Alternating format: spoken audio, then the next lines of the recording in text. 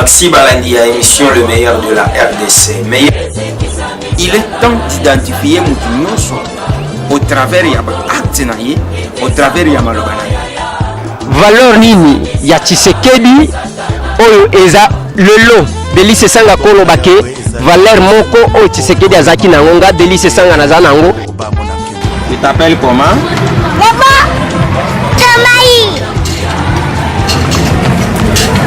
Comment s'appelle notre président?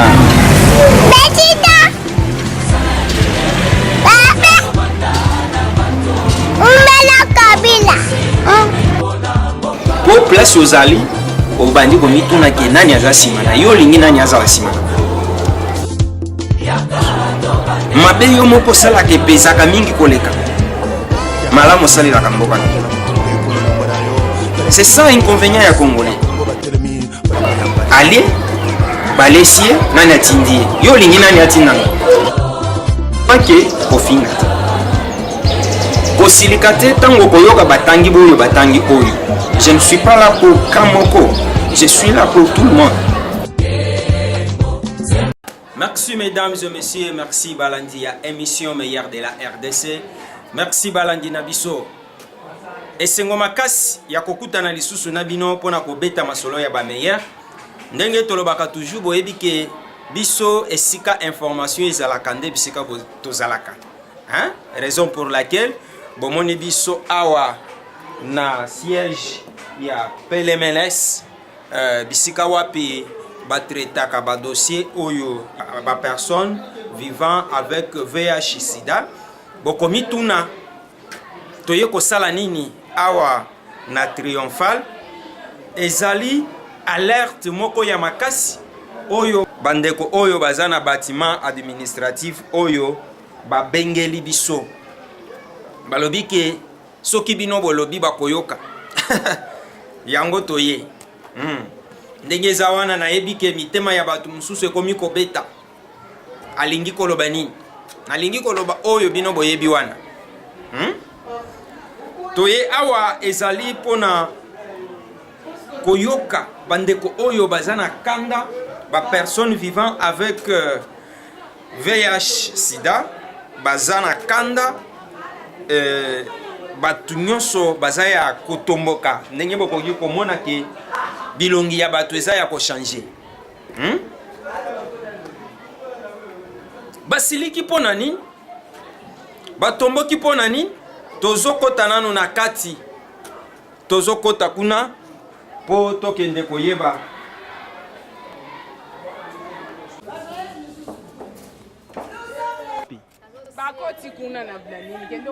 merci Balandi Nabiso, merci ba meilleur ya mokili mobimba bomoni ke tozali na kati ya bâtiment administratif ya PNMLS oyo ezwami awa na boulevard Triomphal, voilà en face ya Kankokolo. Ozomona déjà que masolo tozana kati ya PNMLS eloko nini ememi biso kati na oyo esika ndenge totunaki libanda.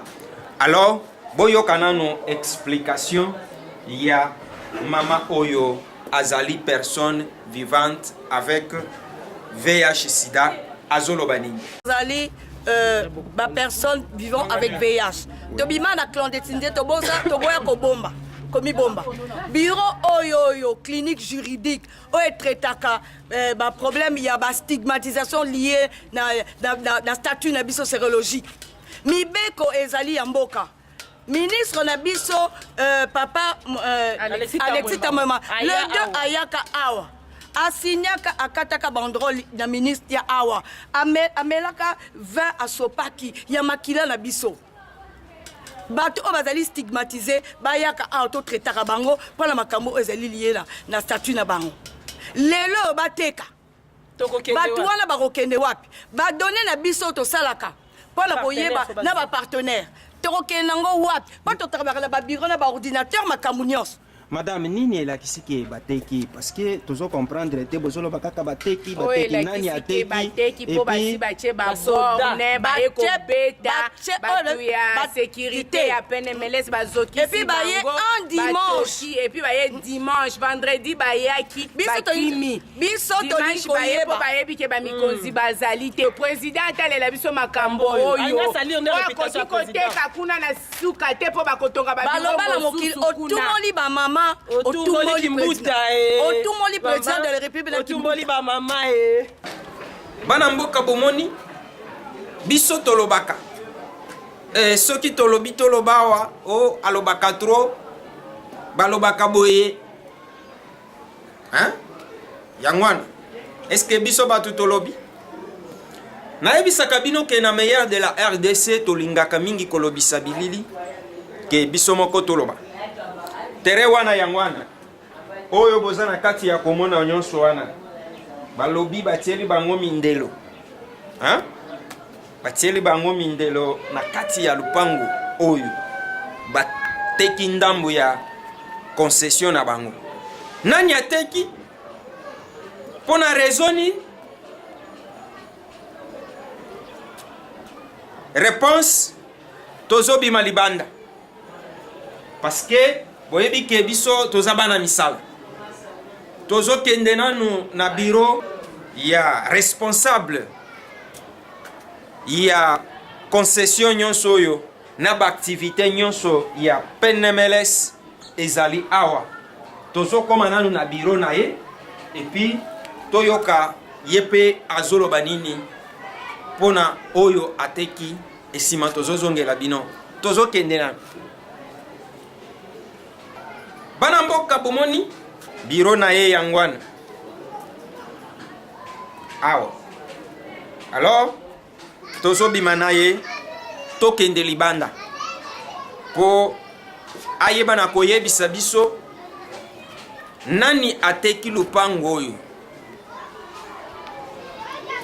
nani atindi batu bacha batanti na bisika wana e bateki yango pona raisoni. Bino moko bokoki komona o tango tolobaka bolobaka.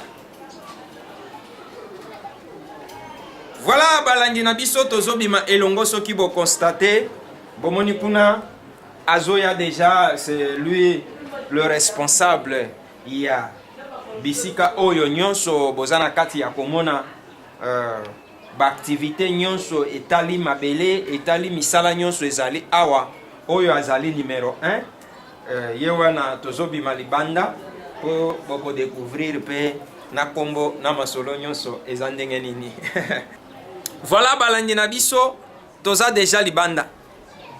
Bozomona déjà ke batelemi ba mama baza wana batu nyonso wana baza sima na ye baza na kanda ya kosakana te ya komona ke ndambu ya lupango oyo ezalaki réservé pona misala mususu ya kosunga bandeko na biso oyo bazobela bokono oyo tobengi bokono ya sida. Bandeko bandima komibimisa libanda. Alors na ndako oyo nde bisika wapi batretaka badossier na bango nyonso, nde bisika wapi bazwelaka bakisi na bango baactivité nyonso elekaka nde awa. Alors subitement lobby dimanche sans information basituki ke bateki ndambu ya lopango na bango. Yango bomoni tango tobimi libanda bapine na se, voilà bokoki komona wana bapine tumbamaki bato batumbi bapine oyo bazali ba personne vivant avec VIH sida basiliki balobi ke jamais bisika oyo biso tozwelaka lisungi bisika oyo ya biso makambo ezali ekoki kozala traité lisusu na lolenge wana. Mwana mboka le responsable ya PNMLS na kati ya oyo esika oyo azali patron ya oyo nyonso boza na kati ya komona alobaki nini nani ateki lopango bolanda ye yepe alobaki nini. Omona ngeza li Pierrot Kasongo Mukoma nasa na PNMLS naza responsable ya logistique to surtout ki na tongo le tokomi tokuti ke eteni ya sima ya PNMLS batie mundelo lokole kaboli biso biteni mibale yango nde tokuti leo na tongo oyo esali biso pasi parce que toyebaki te ke eloko ndenge koya kosalama et surtout kisi biso nyonso eza prévu na sima kuna kotonga biloko esengelami mpe ka mpona basoin na baninga oyo baza ya ba PVV centre monene kuna na sima mpona kosunga mais oyo bolobi batie bato bavandi na sima ndenge nalobi tokuti bato batie tente na sima bavandi na compte ya nani toyebi te yango tosenga na bakonzi bakoya kotalela biso situation po ke toyeba ndenge na kodekante yango. Voilà mwana mboka Kasongo toyoki olobi kake tokuti bato wana bakoti na gymnastique nini ebandaki ndenge nini parce que apparemment lopango na bino eza clôturé lisolo wana ebandi ndenge nini ke bato baya kokota ti bakota na kati kuna batia batante selon information ndenge oyo to bapesi biso eza ke bayaki na ndenge ya sima bakoti na ndenge ya liboso te bayaki na ndenge ya sima nde s'installer na côté ya sima kuna ino mo pe bote komona elongo na biso kosala constat eza nde bandeko na biso ya armée bao balati sokoto nde baza na sima kuna. liloba oyo okoki kopesa na bato bazolanda biso eza nini? Bon, on a koloba ezali ke awa tokota PNMLS akota bapamba te ke toya kovanda kaka botamba bote eza parce que mokanda ekomamaki ke esika oyo bapesi PNMLS eza esika ya santé oyo misala ya santé ezosalama ya ndenge na ndenge alors tokosenga kaka ke tozonga na disons batika biso tosala mosala ndenge esengelami mpo mboka ekende liboso na domaine ya lutte contre le VIH sida. Merci. Merci mwana mboka. Boyoki bolandi yende la bouche autorisée ya bisika oyo soki bomoni ebandeliti na ngonga oyo tozali tobakisi te tolongoli te eza makambo oyo bango balobi nde yango biso toza na kati ya koloba po yo pisiko zali okoloba non il avait exagéré non boyoki bango moko mutu bazolo toyebisaka bino ke na meilleur de la RDC tolingaka mingi bilili elobaki biso moko toloba sima ya koloba na ye bana mboka mususu balobaki pe tolanda bango koti bino awa tomoni kanda eza makasi okoki koyebisa biso tina ya botomboki na bino. Bon, ngai nakozwa liboso na parole parce que nazwi mandat ya ba personne va avec le VIH balobi na nobelela bango ya Kinshasa. Ah bon? Parce que nga naza na ICO plus comme chargé à suivre évaluation ICO plus Kinshasa. Toye na tongo toye kokuta balobi lopango na biso na sima etekami. Pendant que biso toyebi na PNMLS baza na programme nini bakoki kosala na sima kuna mpona kosunga bato wana ba PVV etekami nani ateki pe nani asombi. C'est pourquoi ils ont pesa biso kanda il fallait ba informer biso que place wana bakoteka yango lokwa biso to sutuki ke bateki yango biso to sepelite pe tolobi ke oyo ateki yango na oyo asombi basali choix ya mabe parce que awa ekoleka te tokobenga ba PVV non seulement à Kinshasa tokobenga nyonso bakoya ata yo zaka na force na yo ndenge nini oko perdre force na yo wana mokamwa ke ba oyo babwaka bango ba oyo bazo stigmatiser bango bazo discriminer bango bakoya ko réclamer ba droit na bango parce que place ba pesa ki bango ezo traiter makam na bango ya santé na bango ya avenir na bango donc ekoleka te toza ko interpeller président de la République premier ministre gouvernement congolais tolobi oyo asali choix ya mabe ekosimba te tokotia barrière. Merci. Bon, Moi, on m'a appelé. D'abord, je me présente. Oui. Moi, c'est Maman Aline. Maman Aline, je suis la première personne. Je crois que beaucoup de journalistes me connaissent. J'ai commencé la lutte contre le VIH-Sida en 1995 en tant qu'une femme séropositive. Et je sais que nous avons fait un grand travail avec beaucoup de sacrifices et de privations. Et lorsque nous nous sommes retrouvés ici dans ce bâtiment qu'on appelle le PNMLS, le Programme national multisectoriel de la lutte contre le VIH-Sida, vous entendez très bien qu'il s'agit de la lutte contre le VIH-Sida. Égal, mener la lutte, ce n'est pas mener la lutte contre les individus, mais c'est mener la lutte pour que les personnes qui sont concernées par le fléau soient vraiment quand même dans de bonnes conditions. Vous comprenez que derrière là-bas, il y a beaucoup de choses qu'on aime, que le PNMLS a déjà prévues. Par exemple, pour administrer les soins, il y a déjà beaucoup de centres où des soins sont appropriés, sont administrés. Mais quelque chose de spécifique, maintenant où je vous parle, il y a une amie qui est déjà venue pour dire que dans sa famille, aujourd'hui, plus de 25 ans, presque 30 ans après l'annonce de cette maladie, elle est rejetée dans sa famille. C'est une grande personne, elle a le droit de vivre, elle a le droit de manger. Ses frères ne lui donnent même rien du tout. S'il vous plaît, maman, qu'est-ce qui vous énerve maintenant? Ce qui m'énerve, c'est quoi? Je vous donne un cas typique. Nous, on voudrait même faire un centre d'accueil là-bas pour nos consoeurs, nos confrères qui sont rejetés par leur famille. Et maintenant, quand on prend un morceau de terre comme ça, pour en faire quoi? Qui a pris ça? Mais nous ne savons pas, nous aimerions quand même savoir qui. Parce que nous sommes quand même dans un pays démocratique. Quand on est dans un pays démocratique, il y a quand même des lois, on informe les gens, on ne tombe pas comme ça sur la tête des gens comme ça. Même s'il va pleuvoir, la pluie prévoit que moi, je menace, je vais tomber. Maman, qu'est-ce qui est votre message? Mon message, c'est lequel? En tout cas, dans ce pays, nous sommes quand même dans un pays avec beaucoup d'intellectuels. On ne fait pas les choses comme ça se passe comme ça quand même. Nous sommes des êtres humains, nous ne sommes pas des animaux. Hein? Ce bâtiment nous appartient en tant que personne concernée par le VIH-Sida. Alors qu'on nous respecte, qu'on nous dise d'abord qu'est-ce qui se passe au juste. Si on a besoin de terre, eh bien on a qu'à aller au-delà de Mpassa, au-delà de quoi. Il y a suffisamment de terre. Mais pourquoi on va venir seulement ici au PNMLS? Merci maman, merci. Merci, je vous remercie. Ndeko tokuti yo awa oladi nzambala ya baminganga. Yo pe oza musali na kati ya institution oyo. Okoki koyebisa biso nini ezoleka awa? Tout d'abord, je me présente comme Nangai Mode Mayeli. Oui. Naza assistant médical. Tobandi lit oyo le loté. Tobandi lit oyo, ça fait plus de 18 ans naza na kati ya PNMLS. Na bandai na PNLS, lelo naza na PNMLS. Alors, institution, programme local à PNMLS, ezali eloko yo, président de la République a signé 4 décrets.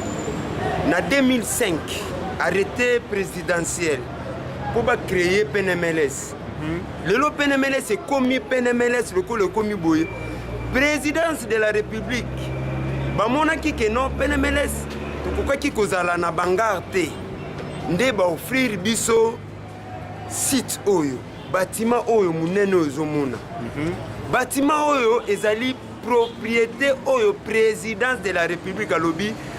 Ben institution nyonso tu ya santé nyonso ba oyo ba traitaka ba oyo ba pesaka kisi ba oyo ba melaka quartier général na bino ekomi à partir à lelo na triomphal oyo nini ezopesa bino kanda eloko ezopesa biso kanda yango oyo un certain mutu moko boye inconnu moko boye tozoyoka kaka soki madame soki pe service habitat baza nsima na ye wana toyebi te mais toza surpris lelo oyo ya komona eke terre oyo présidence apesa biso batie mundelu mpo balobi oyo kote oyo ekomi ya biso me nga na kokamwa na lupango ya mutu okoti kaka boye olobi ngambo oyo ekomi ya biso me na kokamwa soki ya solo ezali bongo eza pasi mpe bakolonga te.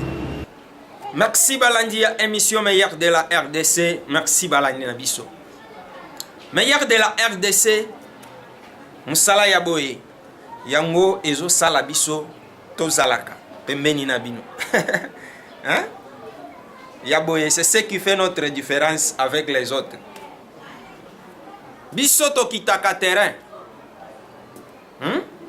biso tokitaka soki otali awa bamama oyo batumbi bapine nde bato bakomi biloko oyo balobi bateki lopango na bango balobi awa bino moko bozomona bilili ezoloba tolingaka mingi kolobisa bilili na place biso tozwa esika siko nazotuna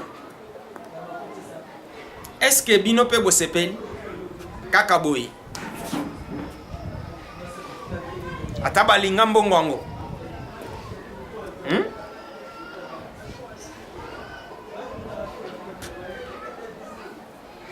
tokoloba lisusu nini meilleur de la RDC toza wana mpona koservir bino na oyo etali information oza na biso posa numero na biso eza wana benga tokoya biso toza lokola bamosusu te benga tokoya po tozwa responsabilité ya kopesa bino ba information bisika nyonso bozali oza na oyo omoni ke ezali information benga biso tozalaka bato ya mutu te toza pe na parti pris te mpona mutu moko te oyo tolobi eza réalité soki bomoni concession oyo nyonso wana oui terrain vert nyonso oyo voilà oyo nyonso bozomona wana yango balakisi biso e soki botali musika kuna na nsima ya nini wana bokomona ke batonga batante moko eza wana boyebi ka ndenge ezalaka na Congo moyen tokoma kuna ezalaki te mpo bato na bango bazali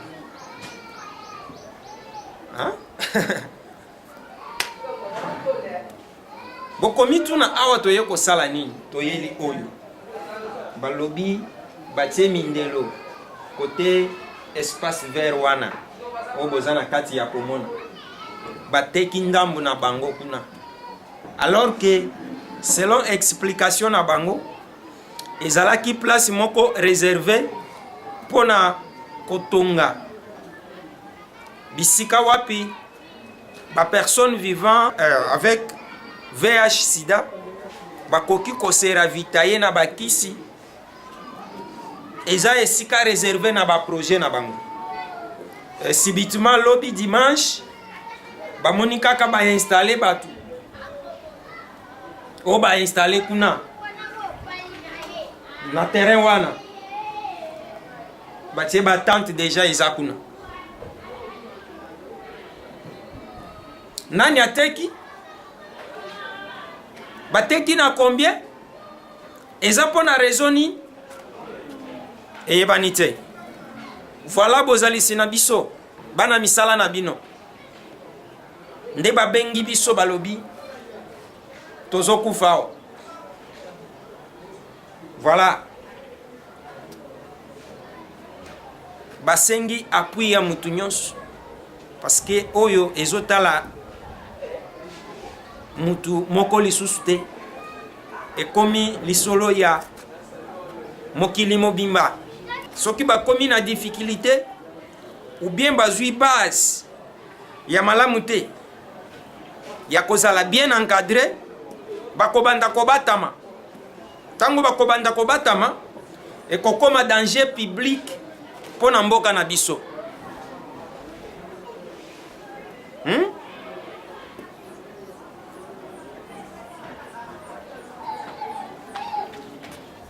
malamu kobika na ndoki oyo oyebi ki azalaka ndoki ke kobika na satan to démon oyo oyebi te c'est ça bakonzi bayeba na kosunga bandeko oyo baza na kati ya kolela ke esika oyo ndenge bazoloba ke eza esika oyo réservé na ba personne wana baza na kati ya kobela bokono oyo tobengaka bokono ya sida ezala protégé pour ete maladie wana eyeba na kozala évacuer totalement na kati ya mboka na biso pour être population na biso bayeba na kozala pe protéger. Oyo ezali intérêt ya mutu nyonso. Eza intérêt na yo, eza intérêt na nga, eza intérêt na bango, eza intérêt ya batu nyonso. Voilà balandi na biso musala bopesa biso kosala yangwana. Oyo bolobaki tosala tosali yango. Biso yo toza na PNMLS. Awa na Triomphal bomoni ndenge batumbi bapine, bomoni ndenge batu baza na kanda,